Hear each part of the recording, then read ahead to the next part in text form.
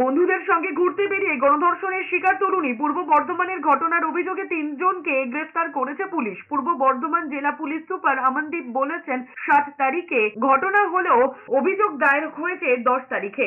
মহিলা থানায় অভিযোগ দায়েরের পরই পুলিশ পদক্ষেপ করেছে। ঘটনাস্থলের কাছাকাছি 3টি থানাকে তৎপর করা হয়েছে। এরপরই 3 অভিযুক্তকে গ্রেফতার করে পুলিশ। জানা গিয়েছে 7ই আগস্ট বুধবার বর্ধমান নবদ্বীপ রোডের ধারে এক বন্ধুর সঙ্গে ঘুরতে গিয়েছিলেন ওই তরুণী। তিনি আংশিক প্রতিবন্ধী। অভিযোগ সেই সময় 3 জন ঘিরে ধরে তাদের থেকে টাকা চান। তা না দেওয়ায় যুবককে মারধর করে তরুণীকে 3 জন মিলে গণধর্ষণ করে বলে অভিযোগ। নির্দিষ্ট অভিযোগের প্রেক্ষিতে 3 জনকে গ্রেফতার করেছে শক্তিগড় থানার পুলিশ। তদন্তকারী অফিসারেরা ইতিমধ্যে নির্যাতিতার জবানবন্দি ও মেডিকেল টেস্ট করেছে।